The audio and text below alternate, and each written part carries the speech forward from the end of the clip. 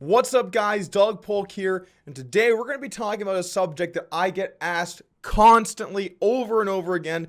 In fact, this is probably the number one biggest question that I get asked by people trying to improve in poker.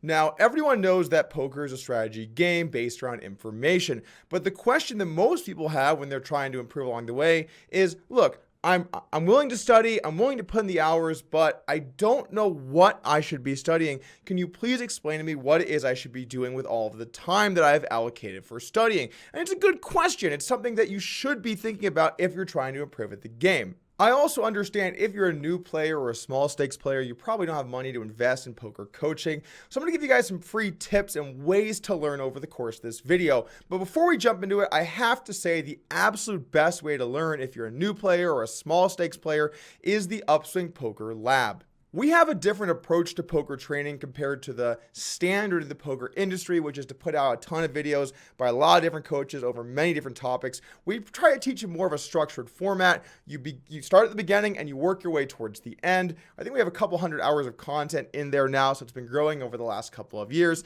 and it's all taught by the same few coaches. First off, it was me and Ryan Fee, and we added in a few more coaches that we felt were in line with the coaching that we were trying to provide. Fried Mulders, Parker Talbot, and Mike Finstein. So if you're interested in checking out the Upswing Poker Lab, I'll put a link in the description below. But let's go ahead and jump in and talk about one of the first ways that you should be studying when it comes to poker strategy. Let's kick it off and talk about what you have to be doing in order to actually improve yourself. And I think it all sort of boils down to asking the right questions. Now, a lot of times people ask questions about poker strategy or a hand. They're asking, but they're really kind of telling a bad beat story about how they were unlucky or they did the right thing and the wrong thing happened. But in reality, if you want to improve at poker, you have to be asking yourself good and honest questions and be willing to admit that you have been completely wrong. And if I look at my poker career along the way as I improved playing heads up, oftentimes I played people and they would do something much different than me. And at first I'd laugh and be like, no, that's stupid. That's not what I do.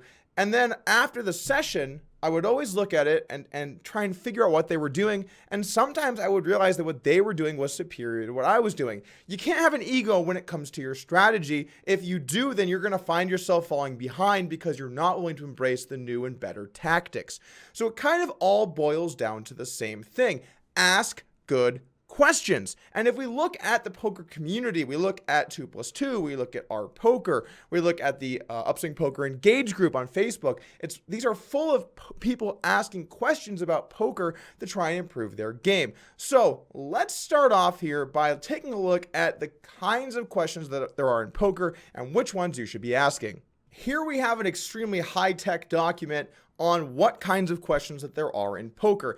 And it all boils down to three types of questions, and I want to go through each of them. We often see these, I would say, pretty repeatedly in the same vein on most poker forums. So it's good to kind of identify them and figure out which ones help us and which ones don't, and how to approach each of them. And let's start off with talking about the theory questions. These are questions that are very, very general, and they're about approach to the way that we play the game. And honestly, these are some of the hardest questions because No Limit Hold'em has not been solved yet, and so we don't know what the actual true answers to some of these theory questions are. Things like, what am I supposed to be doing in a situation? Right? Which hand should go where? How often should I bet? What sizes should I bet? All of those kinds of questions. Or how should I be playing my hands pre-flop? Which hands are better? Is it better to have a hand with better raw equity or playability? You know, we think of like ace-X hands versus suited connectors.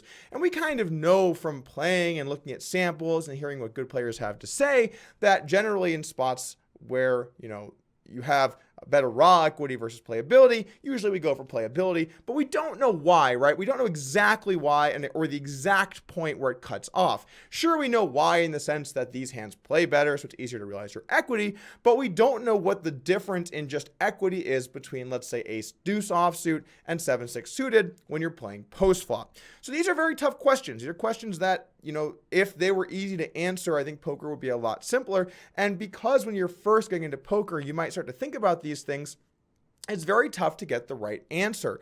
Now, what I would recommend for general approach to this is I would try and look at what good players are doing. Now, it's one thing to hear what good players are saying. It's another thing entirely to see what they're doing. If you want to get better, I'd say part of your day should be going to the high stakes thread on 2+2 and seeing all of the hands that were played that day at high stakes, no limit. See what people were doing. See what sizes they used. Get an idea of what good players are doing. Because I'll tell you what, people can say bullshit, but no player is going to punt off money at high stakes playing badly just to try and fool people. That would make no possible sense. They're there to try and win. So when it comes to theory questions, you should start off with looking at what top players are doing and then start to ask some questions from there. Well, why would OTB bet 2x pot on this river? Or why would Educa Poker think check raising this spot is good? Or why would True Teller want to use such a small size on the turn? Or whatever the question might be. That's how you start to understand what the questions you should be asking are. And that's an important point. What questions should I be asking is an important part of learning. Watch what good players do and then compare it to your game and ask good questions. Some of the answers to the theory questions are kind of simple. For example, should I create a bet range? Well, if your opponent's range is much stronger than yours, then no, you should probably not have a bet range on certain cards that are really bad for you.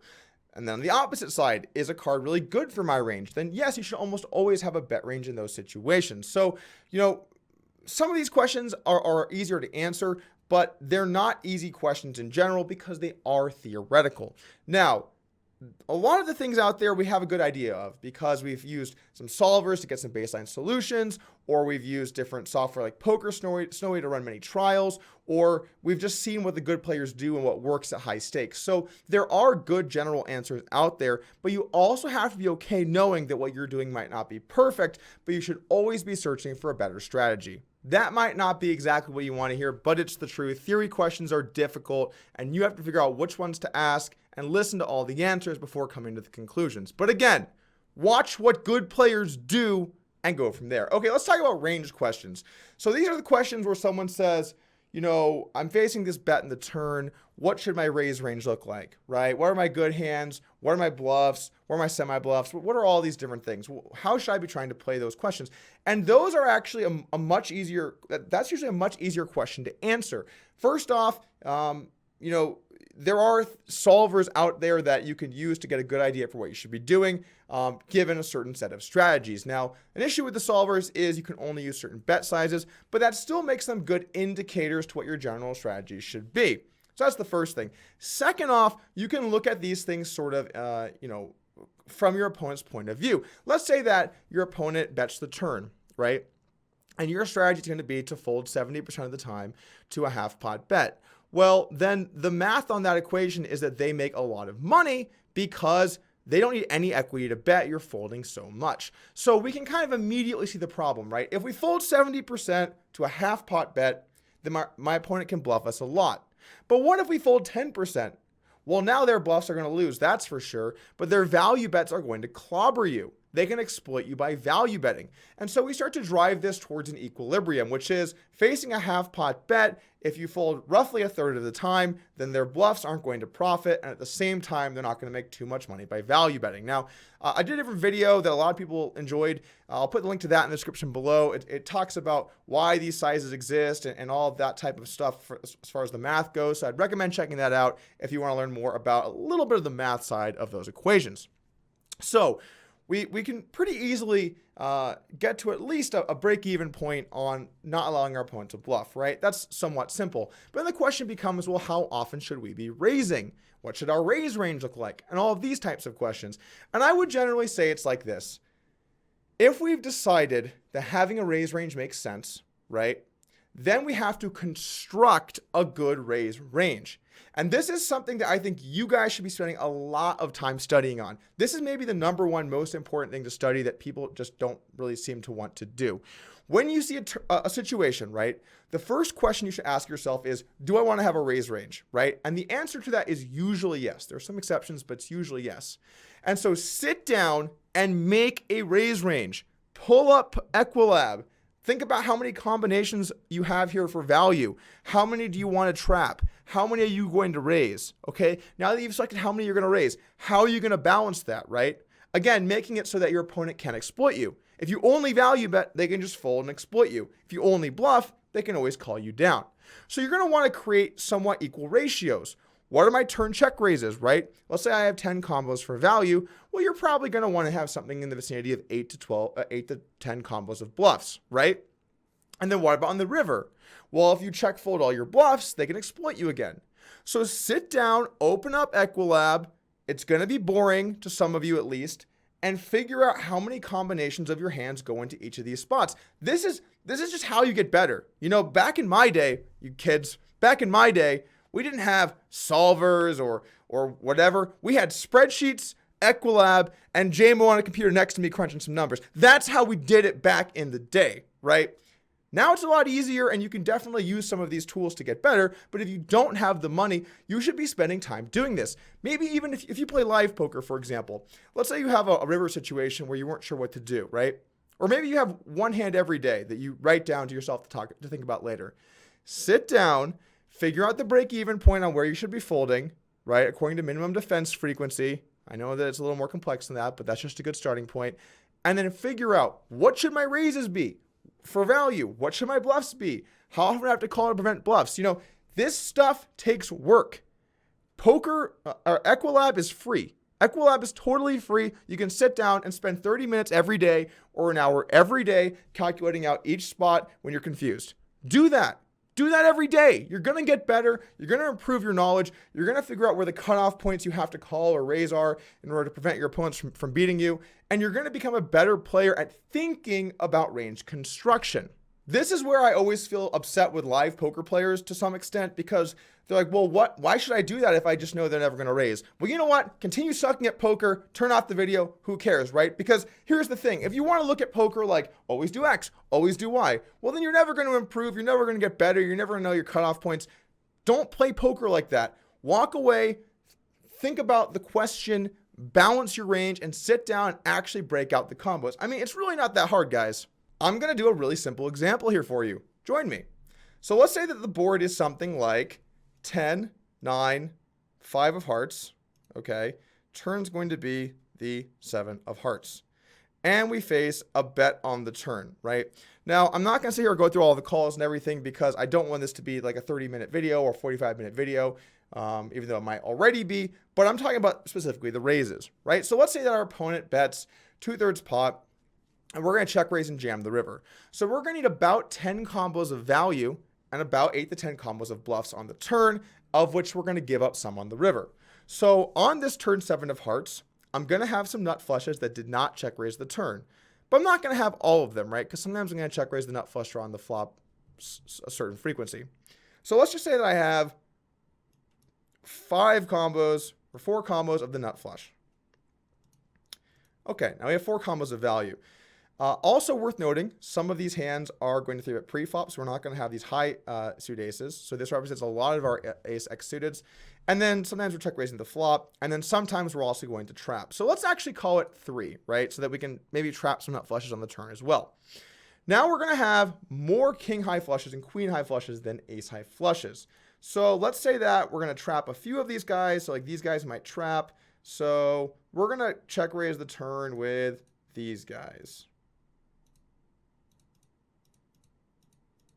Okay, so this is our check raise range. Again, we're simplifying it. You probably want to spread it over more hands. You probably want some jack and 10 high flushes. But let's just, for the sake of argument, say that this is our check raise range. So now we have 10 combos of check raising for value here on the turn. And we know we want a roughly equal ratio on the turn so that we can mainly barrel the river and keep it balanced. So now the question is, what hands make the best bluffs? Well, the best bluffs are going to be hands that cannot quite check call, but have very strong removal against the value range of my opponent. So realistically, that means hands that have the ace of hearts or king of hearts in them. Now, I don't like hands like ace of hearts 9, because that hand can easily check call. We're going to look for some hands that can't quite check call, or maybe they barely can check call, but generally speaking, they have weak showdown, and if we check raise, we might have some good things happen. Let's say, for example, our opponent bets the turn with black queens, and we check raise ace deuce with the ace of hearts. Well, he's probably not going to be able to continue here. You basically have to bet fold some of the thinner value where you can't really improve on the river. You're not going to get him to fold a straight or a flush or two pair or a top pair and a flush draw, but some of the thinner value bets absolutely could end up bet folding if he did decide to bet the turn. So I might say, okay, I'm going to take some of my worst ace X hands and turn those into bluffs. Let's just say for the sake of argument, we're going to take ace deuce and ace three. And there's 3 combos of both these with hearts. And then we have 6 combos of bluffs and 10 of value. So let's add in a couple king of hearts hands. Now, it has to be a king of hearts hand that was strong enough to call the flop. So we're not going to have a king deuce, king 3, king 4. Those you're not going to want to just call with just the second nut backdoor flush draw card. So realistically, this is probably going to be a hand like, let's call it king 8. Suit selection. Again, some of these might occasionally check raise the flop, but let's just, for the sake of argument, say that one. And let's say king jack with the king of hearts.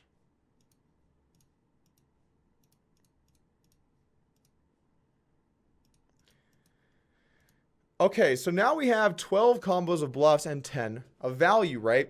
So a little more bluff than value is not exactly where you want to be on the turn, but in this spot, the bluffs have a lot of equity. Ace of hearts, deuce X has a lot of equity. So in this spot, you can bluff a little more than in a spot that's like, let's just say, for example, king 7 deuce, turn 3. It's going to be hard to have too many hands with good equity there. So we get to bluff a little more in this spot compared to that one. All right, now, let's say our opponent calls, right?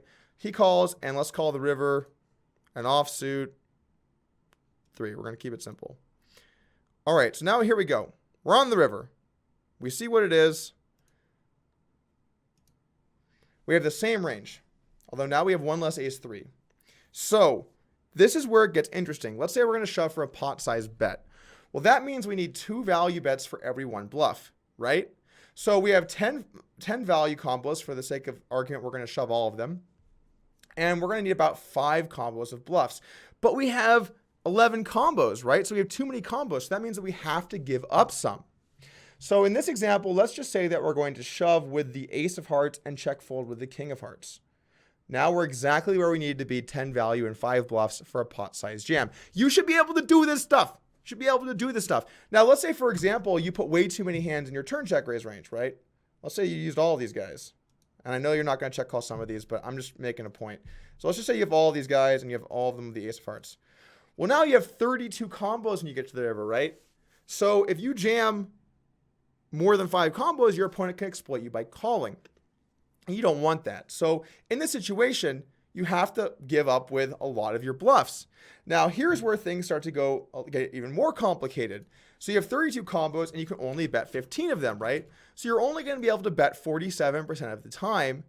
And so you're going to check fold 53% of the time, which means if your opponent calls your turn check raise with nothing, they can wait until you check the river and then bluff, right? So they can exploit you. So now we know that we messed up our turn range here. We check raised too many bluffs. We need to be more like the one that we made before. This is how you get better, guys. Like this. Not like, oh, that's never a bluff in the turn check raise, so always fold. Or only check raise for value because what if they call, like, this is what you do, you know? And really, like, it's kind of liberating in some sense because I play a lot less poker nowadays. My income really isn't derived from playing poker. So there's really no reason that I can't just share things. But this is how you do it. You don't approach it by like picking a hand and saying yes or no. You approach it like this. You approach it by creating these ranges, by doing this every day. If you want to get better, do this shit. I can't make it more simple. I really just can't. So the third kind of question, and this is probably the most common question that I see. You see threads all the time. I have jacks. What do I do here? I bet my flush and got raised. Now what? Do I stack off here with just top pair? These are the most common threads that we see across everything, right? And the great thing about these questions is that this actually isn't a category I was just trolling you guys. That's really just a subset of range questions, but dumbed down to a level where a lot of people can understand, right? If you say, what do I do with jacks here? What you're really asking is, what should my range be here? And where should jacks be within that range? Which is why I would almost specifically advocate to you guys, when you ask a question publicly, make it a range question. Hey, facing a bet in the river, what do you guys do with your range here, right? Not what do I do with tens. and see what they say. If people are just neglecting tens to even get there, well, maybe you made a mistake, or maybe they made a mistake. But ask a range question. Don't ask a jacks question. It's much more important to figure out these types of questions. All right, let's go through and take a look at a few different questions that are going on right now across various forums, and I'll break them down for you. Here we are on our poker over on Reddit. Let's take a look at some of the questions. Poker stars raising the rake again. Doesn't really surprise me. Let's see here. Live 1-2 line check. Evaluate my turn play with top pair. Let's see what we got. So I'm playing a live 1-2 no limit game this past weekend. I'm on the button with ace queen. Villain is a 50-year-old lady with about 400 in front. She's played pretty tight, blah, blah, blah. Only raising the inner nuts. Villain 2 and 3 are irrelevant. Under the gun. Villain is under the gun plus 2 in limps. Villain 2 limps. Villain 3 limps. Got a great game going here. And I raised to $17 and they call. So this raise is fair, is fine. I would say that if you're in some of these games and it's habitually going limp, limp, limp, 17, call, I'd maybe recommend going a bit bigger. I've seen how these live games can play. I have also drank and played 1-2 with some friends before, but I would elect to go for a bigger size if they just don't care. If people don't care, make it big. All right, whatever. Ace 8-3 flush draw. Checks to me. I bet 32. Kind of reasonable. I might go a little smaller, but reasonable nonetheless. Everyone calls. We were playing some 1-2 no limit. Pot's $192. Turn 6. Check to me again. I bet $85. My thinking is I can get calls from weaker aces and spade draws. Or should I be checking back the turn being 4 ways, only top pair and queen kicker? So the value bet or check. I'll post the results later if anyone cares. Thanks. Okay, this is actually a kind of reasonable post. Although I bet you he loses. But this is a kind of reasonable post because he's asking, general range, like should I have a bet range on the turn type question. Although again, this question would be better without his holding. Now, my thoughts here. I don't think that he's often behind at all. It is a little scarier. The old lady could certainly have a hand like ace-king here. But I think in general, sets are going to raise the flop. And I think most people are going to raise or 3-bet ace-king pre-flop. Not saying it always happens, but they're more likely to. Also, if they're not, then they're going to lose a lot of money pre-flop, right? So the times you lose ace-queen to ace-king here, it's made up for by all of the times you see flops when they don't 3-bet ace-king. Sort of. All right, so what hands do we lose to? And I think mainly the answer is ace-6. I think ace-6 is realistically the only hand you're going to lose to very frequently. I could definitely see people having ace-6, occasional ace-king, and occasional sets. So the most important thing here is the other stacks, right? Because we only have our stack. If you're playing 1-2, with this amount of money out there, assuming everyone has around 100 bigs, I'm just putting everybody in. Now, if everyone has you covered, it does get more complicated. I think I do like a bet still with ace-queen. I think I would construct my range something like ace-king, ace-queen, sets. And then I would mix in some flush draws as well. Although with this amount of action, I actually wouldn't mind a more polarized turn bet strategy. Because if we bet 85 and they jam, it sucks to bet full to flush draw. So I think I would probably bet some hands that my weakest flush draws I could have. And if you want to take a hand and really go crazy with no equity, I think a good hand for that might be a hand like king-queen, where you block ace-king and ace-queen.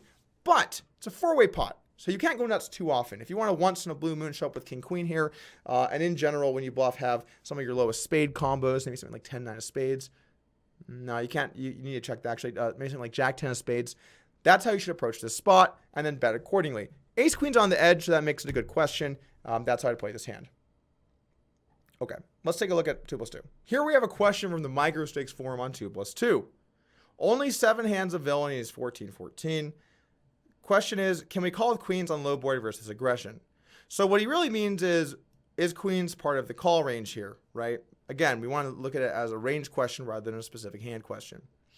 He opens under the gun to 3x with queens, faces a button 3-bet, and he calls. I actually like this play. I think that, 100 big blinds at higher stakes, you want to lean towards a 4-bet. Smaller stakes, I don't mind having more of your queens allocated to call. I would still 4-bet from time to time. Yeah, okay.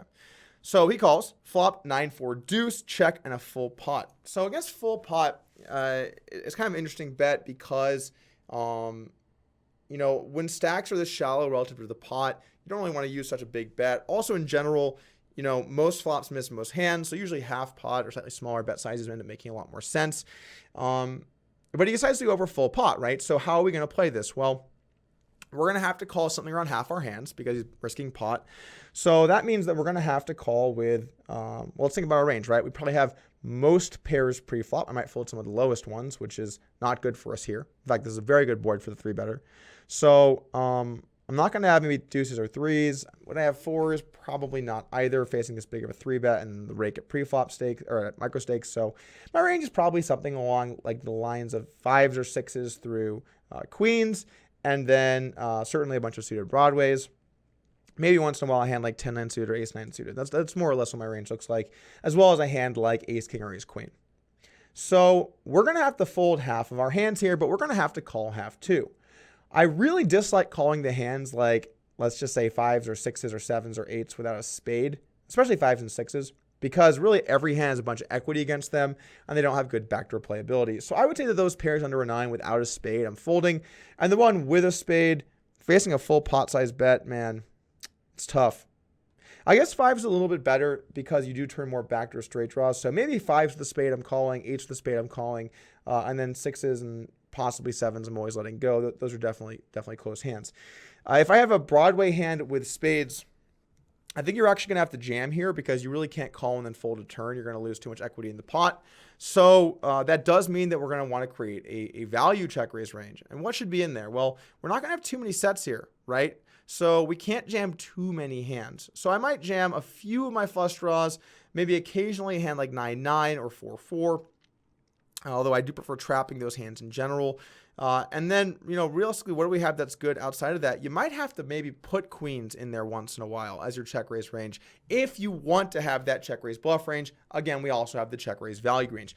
See how we're putting the pieces together? We're putting together a range, guys. We're doing things. Okay, so we decided to check call. Totally fine. We're going to have, I wouldn't mind calling maybe with some ace, king, ace, queens with a spade. Those are kind of nice because your opponent's likely to bluff those turn cards. Additionally, they're less likely to have aces, kings, or queens, which is an important point. And if you have the spade, then you have a little more playability on some different runouts. Now, I know that at lower stakes, the pot size bet is usually much stronger, right? It's usually more likely to be people with kings that just don't want to get stacked. Well, here's the thing. Look, if that's true, you know, and you have a big sample on someone, you can make some close but exploitable folds. Maybe rather than folding 50% of the flop, you fold 60 or 65. You let go of those 5s or 8s or ace king with a spade. But until we get to the point where we know, we try and create a balanced range and really go from there. So we face a pot size bet and we call. Turns a jack and he effectively, I mean, this is a jam. So the question now becomes, what's our call range? Well, it's about pot again, so we can fold half our hands. We're definitely letting go of those. Sorry, we actually fold a little more than half our hands because this is also a quite bad card for us. We have almost no jacks in our range. So if it was a neutral card, we could fold half roughly. It's a bad one, we can fold 55, 60%. So I'd say our call range is going to look something along the lines of jack, jack. Occasionally when we trapped our 9s or 4s that we didn't raise the flop with, jack X of spades. And if you only call those hands, you still are folding ace king with a spade, ace queen with a spade, maybe some of your flush draws that did check call, you know, a 9, pocket 8s, pocket 5s with a spade. You're not going to have enough hands. So you're going to have to call queens. I don't really think there's much way around it. It sucks. I get that. I think you're going to have to call queens. Otherwise, there's just no way to have over half of your hands call or even 40% of your hands call. This is how you approach it, right? This is the way you look at it. If you guys enjoy talking about hands, I think that another upside to the Upswing Poker Lab is that we have a Facebook group where people constantly talk to each other about hands and how they should be playing them, especially using the Upswing strategy. And I stop by every now and then to answer some questions as well. So that's another good resource if you're able to purchase the Upswing Poker Lab that I'd recommend checking out. But if you're not, and really this is kind of the point where you're going to move forward on your own to improve, remember the things I said in this video. Approach poker like that. Stop thinking about it in absolutes, start thinking about it in terms of range creation, and ask the right questions so you can get the right answers. Thanks for joining me today, everybody. I'm going to be going on vacation for a couple of weeks, so probably not going to be posting too much for at least a couple of weeks here, but I'll be back at some point. We'll get back to making videos, and if you enjoyed this video, hit the subscribe button and join the team.